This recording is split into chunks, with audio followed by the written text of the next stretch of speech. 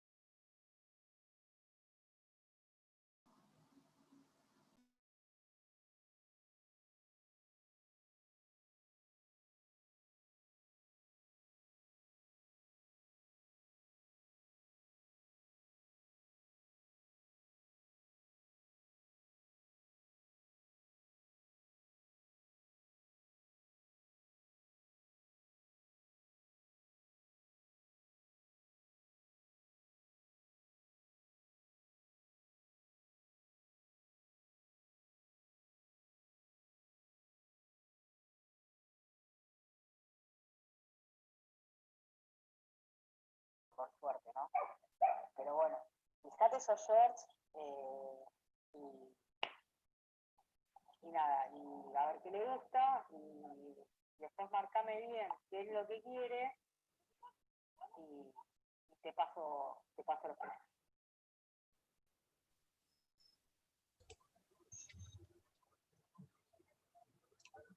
Good morning, everyone. Can you hear me? All right, welcome to this session, right? This is the Literature 6 session. As you might have read, their presentation is entitled Literature as a Lifelong Companion, and this presentation will be given by Silvia Severino, Nora Incirillo, Luciana Irurita Goyena, Bettina Bertozzi, and Juliana Bellocchi. Before the presentation begins, I will ask you to mute your mics so that we can have optimum sound quality. Remember that if you have any questions or comments, you can type them into the chat box, and those questions and comments will be read at the end of the session. Please keep your mobile phones at hand because you will be using them for some games and activities during the presentation. And last but not least, remember that we rely on home internet connection, so please bear with us if we have any issues, all right? I'd like to say a big thank you to all the members of the LeadSig for their hard work and their participation, and to Silvana Cardo for all the enormous help that she has provided. So without further ado, I think that we can start. Over to you. Thank you for joining us. Good morning. Welcome to Literature as a Lifelong Companion. In this presentation, we'll explain briefly how our Literature SIG works. You'll listen to interviews to some members of our SIG. We'll provide some examples of the authors and literary periods discussed so far, and you'll have some fun with literature through a trivia. So please get your devices ready to play later. And we hope you'll enjoy this presentation. So,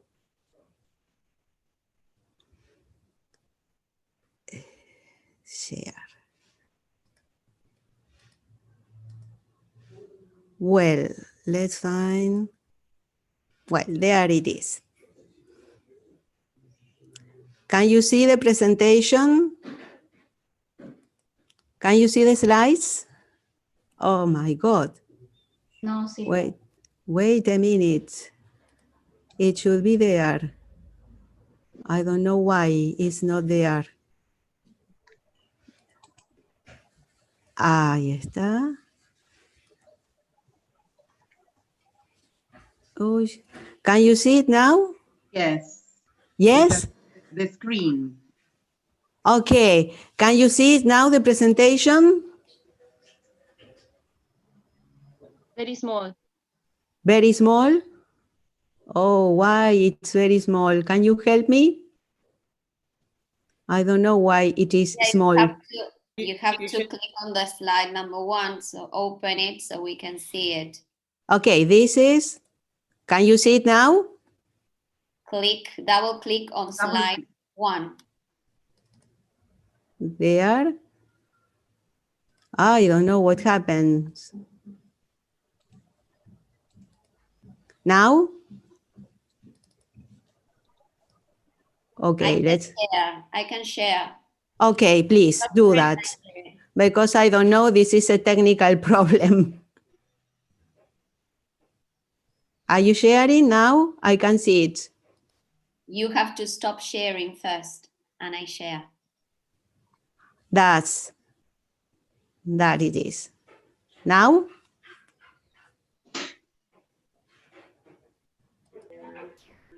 Okay, that's it. Wait a moment, Silvia. Yes. Silvana is going to present. Relax, breathe. That's part of life. That's great. There we go. Okay. Can you see it now? Yes, now we can see it. Okay, great. So I go on, sorry. Well, as you know, SIG stands for Special Interest Group. In the second slide, please. Slide number 2. Good. And SIGers and the members of the SIG are called SIGers. So a SIG, as you have heard, is neither a course nor a seminar, but a study group in which all members participate and exchange ideas and opinions in an absolutely democratic way because we are all equals. So now we see that basically SIGers study, investigate, and share. Our lead SIG started to meet in the year 2000, and up to last year, we were a small group of 9 members, and sometimes even fewer. But now, during this special 2020, there are almost 30 members thanks to virtual encounters. And this is a clear positive effect of the pandemic, believe it or not. So we meet once a month. New members can join us any time of the year, and every participant has a voice. They can propose topics, novels, stories, poems, or authors, and they can express and share their points of view about them. So in the next slide, we see that the purposes of our meetings are to broaden knowledge, to talk in English, to polish our communication skills, to keep oral fluency and prevent it from getting rusty, but first and foremost, to learn, share, and enjoy literature. So what do we do in our Lit SIG? In the next slide, we see that we discuss texts democratically chosen and which are thought-provoking. Sometimes we organize open sessions with special speakers' presentations like Claudia Ferradas, Susana Gulco de Groisman, Fabiana Parano, and Dr. Mariana Casale O'Ryan. We try to make connections of literature with other art forms, mainly painting and the cinema. We love the cinema. We concentrate on a particular author, topic, or literary period. For example, this year our central theme is postmodernism in literature. Therefore, we try to find postmodern elements and literary devices in the material we read. The previous years, we dealt with modernism, post-colonialism, feminism, and the exciting Gothic genre represented by our favorite author, Edgar Allan Poe. So, Nora. Yes, thank you. By Poe, we read The Black Cat, Ligeia, The Falls of the House of Usher, The Cask of Amontillado, among others. Poe's works belong to the Gothic genre. Some characteristics of the Goths Gothic genre are mystery, atmosphere of suspense and fear, omen and curses, supernatural and paranormal activities, romance and nightmares. We analyze the characteristic of the Gothic literature and dark romanticism. Yes, and another period was modernism, represented by Virginia Woolf, William Faulkner, and Ernest Hemingway.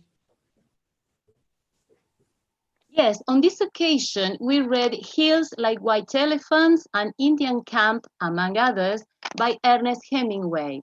And we analyzed the iceberg theory, also known as the theory of omission. This theory is a writing technique coined by Hemingway, who conceived the idea in 1923. The idea of the theory is that the deeper meaning of the story should not be evident, but it has to be there. In Hemingway's works, a small part what is happening is presented. The rest is up to the reader, who has to get the whole idea by piecing together what is not presented in the story. The characteristics of modernism are individualism, experimentation, absurdity, symbolism, formalism, fragmented structure and perspective, and novel of the city. We also read A Room with a View, Orlando and Mrs. Dalloway by Virginia Woolf, among others. Mrs. Dalloway focuses on the inner self and consciousness and is a representative of the movement. We connected all this with minimalism and dirty realism. Yes, and then after that, we read something regarding postmodernism, represented by Toni Morrison, Salman Rushdie, and Paul Auster.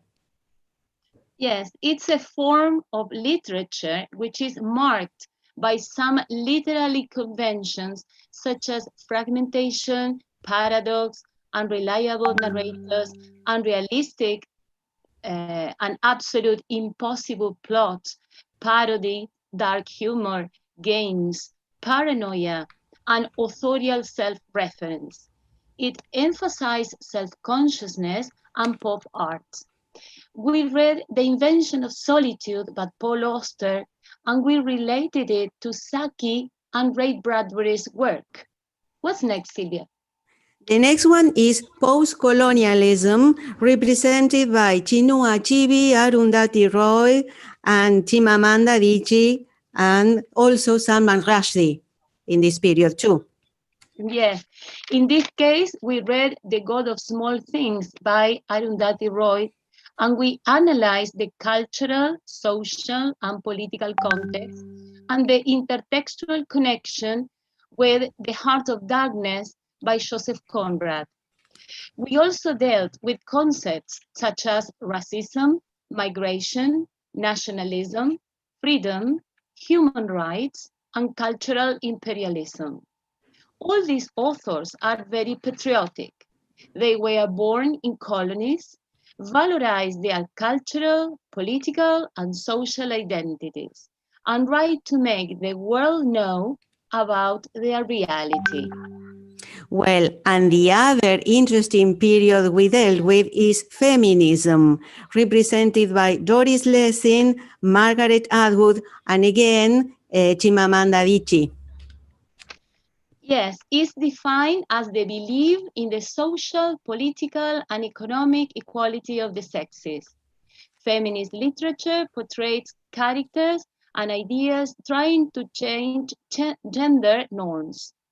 Here we dealt with The Golden Notebook by Doris Lessing, among others, and as an intertextual connection, we related it to Ulysses and The Portrait of an Artist as a Young Man by James Joyce, and with the TV series The Handmaid's Tale. In The Golden Notebook, Doris Lessing makes the reader work by reflecting on people, dates, incidents, ideology, politics, economy, own beliefs, which are all intertwined. We discuss the ideas of the French Revolution, patriarchy, gender, human rights, and oppression. We also enjoy Cat's Eye by Margaret Atwood, which has a lot of feminine devices. Yes, and we really had very interesting debates and enriching ideas sharing. So, but now let's see what our seekers think of our meetings. So let's listen to the following interview, please.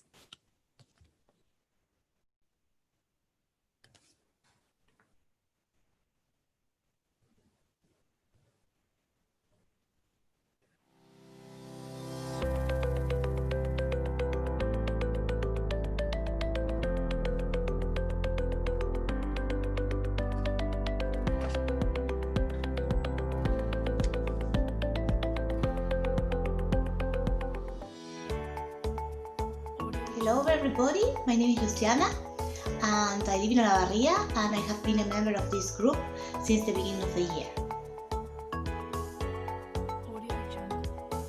I'm Maria Rosa Charvay and I've been a teacher for a large number of years, so much so that I retired in 2008.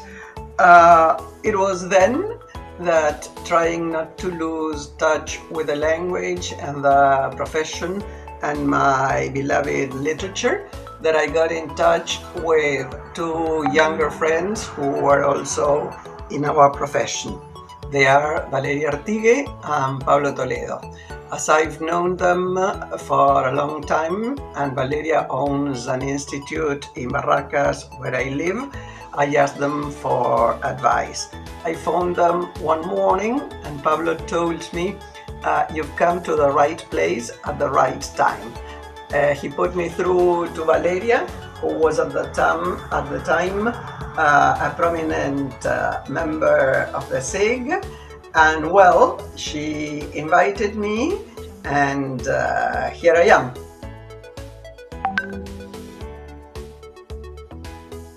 First, we choose the topic we are going to explore along the year, and then every month, in every meeting, we choose the short stories that we are reading for the following month. All seekers volunteer their choices, and then we vote on the one that sounds most interesting. And then by the end of the year, we choose our summer reading, which is usually a novel, which is the first type of reading that we discuss on our first meeting the following year.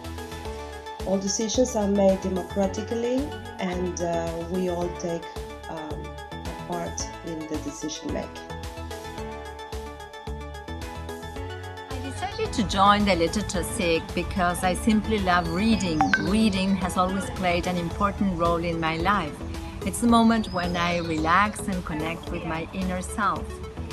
In the Literature SIG, we share our different views about the same piece of reading, and it's wonderful to see how our discrepancies and contradictions, as well as our similarities, have a nice way to be carried out in a lovely atmosphere. I simply love the Literature SIG. I love our literature meetings. Why?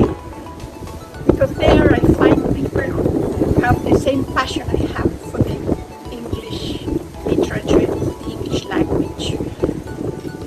Besides, when we meet, we generally connect what we have read with our own lives, with the world we live in. And this is always enriching. I have always loved our literature meetings. One of the most influential stories in my life has been Sebastian's Bride by Susan Wilkinson, because it shows a little of the evolution of Buenos Aires. The story begins with some acts of vandalism by Unitarios and Federales, and later the protagonist, Sebastian Hamilton, leaves England with his two brothers to settle on a base estancia in the Pampas. While in Buenos Aires in 1871, a disastrous yellow fever epidemic broke out and Sebastian's father and elder brother died.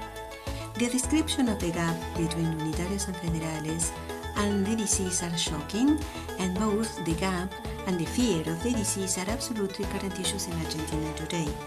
I highly recommend this novel because through fiction set in a real background, we can understand a little fragment of our history better.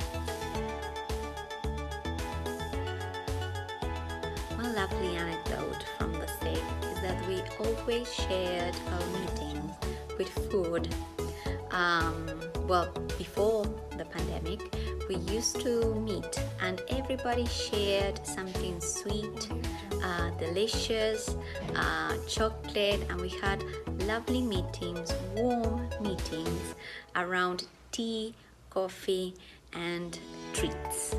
And now that our meetings are online, well, they still have this warm feeling of togetherness and sharing. This is a beautiful community of readers, and that makes this SIG special.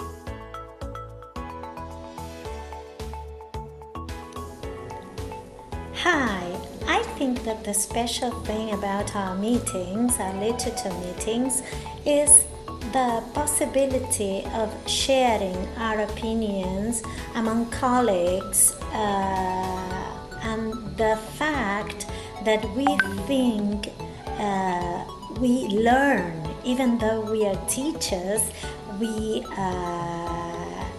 think, we feel, we learn with our meetings, and that is fantastic. Thank you. A line of a song runs like this: being lonely makes you special, but being special makes you lonely. Anyway, this group will go on being special, though in company and willing to share things, since the members know how to manage teamwork very well. We read, study, but also we share grateful moments too. Thank you. Well, if you're doubting whether to join the Lit SIG or not, I would highly recommend you to do so. It is a very democratic space, the atmosphere is really warm and friendly, and the debates that take place are really enlightening, and the discussions are really profound. So don't hesitate, go on and join us.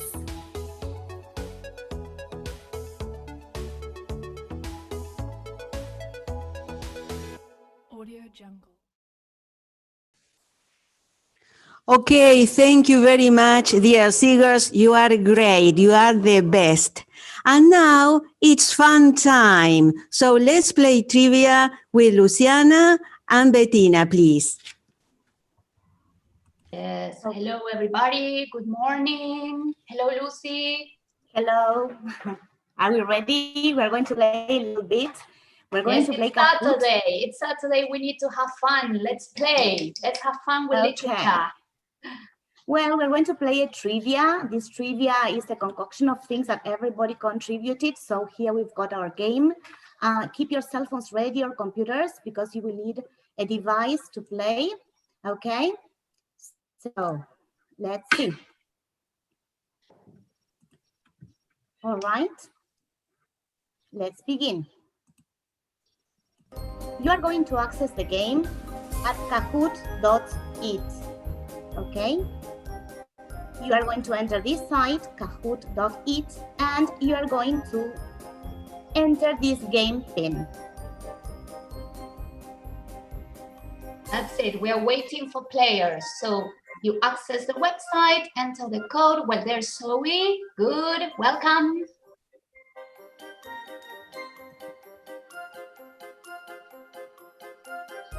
Silvana. Hello. RL. Hello, hello. Welcome. Thanks for coming. There's Maria Marta too. Good. Maria Alicia.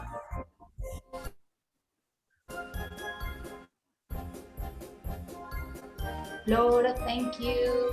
Isa, Silma. Oh, a lot of people already, Lucy. We're going to have great fun. A lot of people. Great. Pablo, thank you, people. Thank you for participating. Thank you for taking part. Okay, we've got 12 players. let's see if somebody else joins in. Come on, it's for fun. No prize today. It's just for fun, you know? Yes. Ale. Just for fun. All right.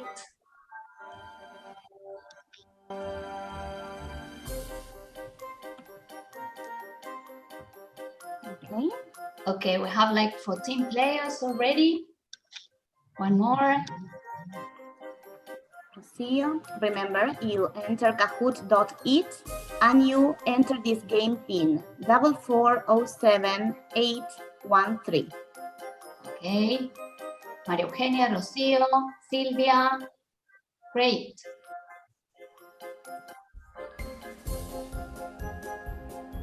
Right. Okay, we wait for one more minute, Lucy, and then we start. What do you think? Yes, great.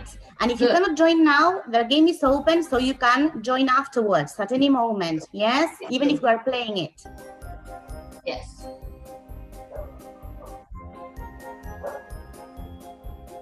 Okay.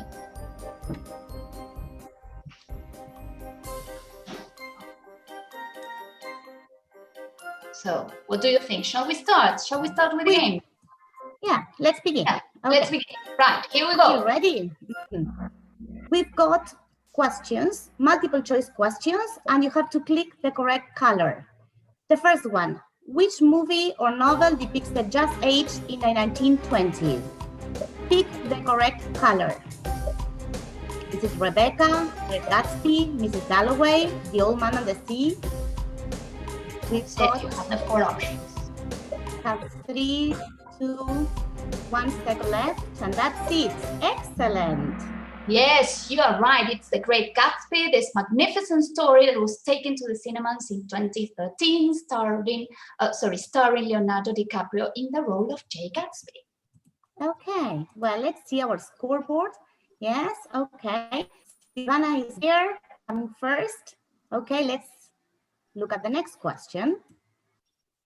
Okay, question number 2. Which of these novels is not Gothic? Which one is not Gothic? Frankenstein, Dracula, Persuasion, Wuthering Heights. Which one is not? Authors, if they help. 5-4.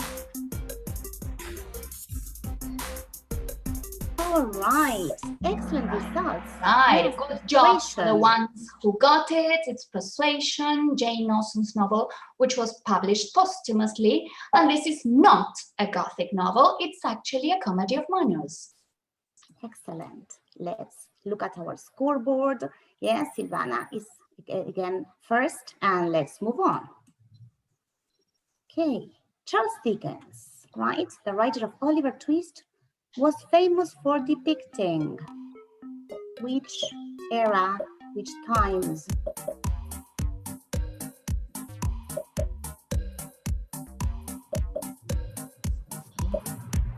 Got 13 answers. And so here we are. Excellent. Victorian Yes. Society.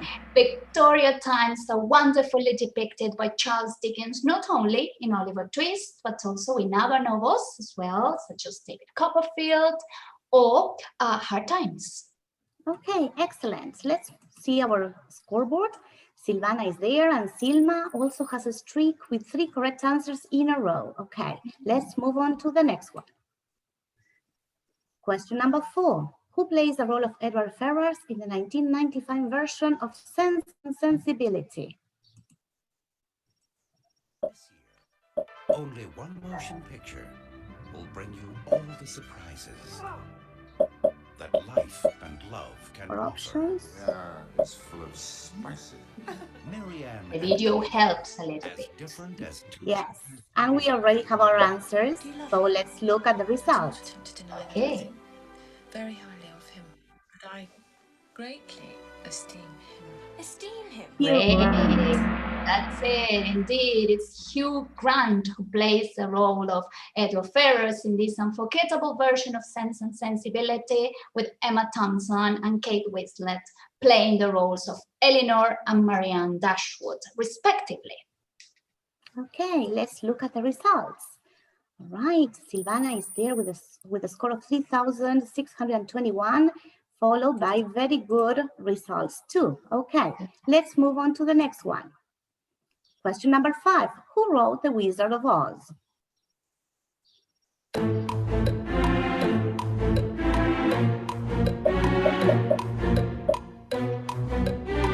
There we have the picture of the film, 1939 version of the film of The Wizard of Oz.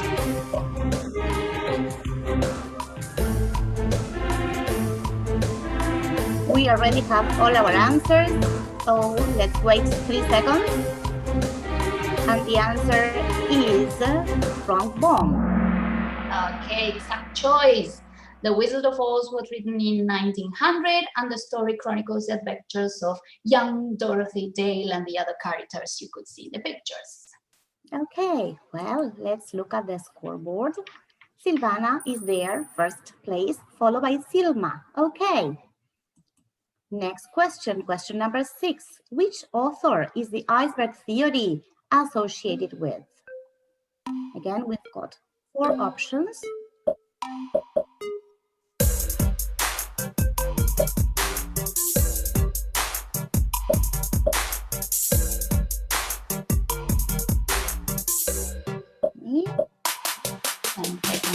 Oh.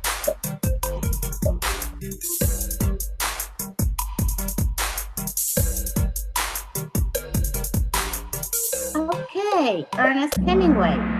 Ernest Hemingway is the correct answer. Nobel Prize winner for literature in 1954, one of the greatest and most prominent American writers from the 20th century. Okay, well, let's move on to the next one. Right. Let's cut scoreboard. Yes, Silvana is there at the top, followed by Silma. All right. Well, next question. Question number 7. Who wrote To Kill a Mockingbird?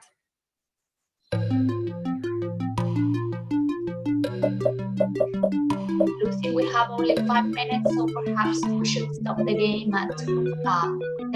Okay. Right? All right. Let's wait for the answers. 12 answers. 13. And the author is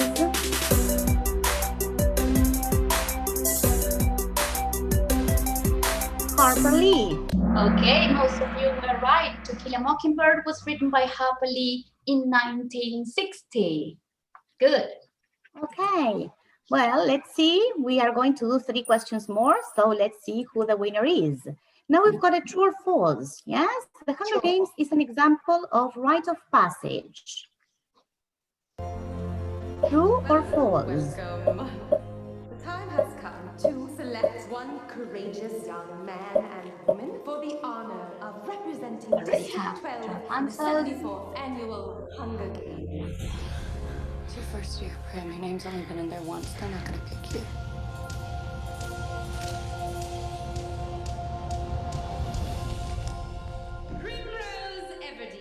Okay, it's true. That's true. The Hunger Games trilogy was written by Suzanne Collins and published in 2008, turned into a Hollywood blockbuster in 2012. All right. Well, next question. Let's Two see more to the go. scoreboard. Two more, Okay, and Silvana we will is have a there winner. hitting the scoreboard, followed by Marian, who has the highest answer streak of 8. Okay, next question. Question number 9. The Handmaid's Tale is an example of dystopian literature. True or false? When they slaughtered Congress, we didn't wake up. When they blamed terrorists and suspended the Constitution, we didn't wake up then either.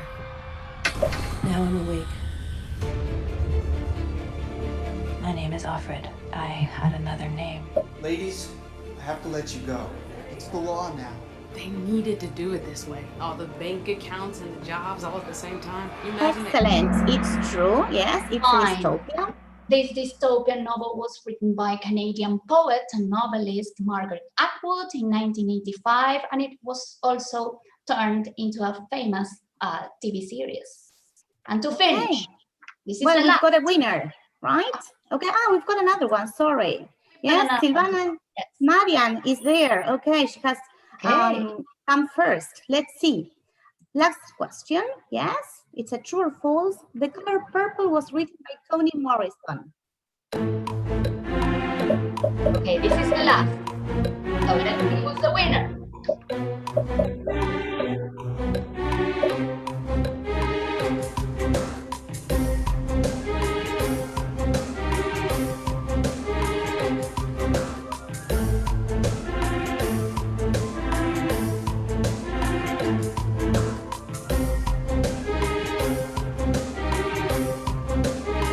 Okay, it's false. Fine, The Color Purple is an epistolar Pulitzer Prize winner novel, and it was actually written by Alice Walker in 1982. And do we have a winner? Okay, let's see. Okay, Marian, I think, but let's see. We've got our, sorry, I have to end the game. Yes. Give me a second. Yes, okay. Well, can we do this one too? Can you? Yeah, because I cannot end it like this.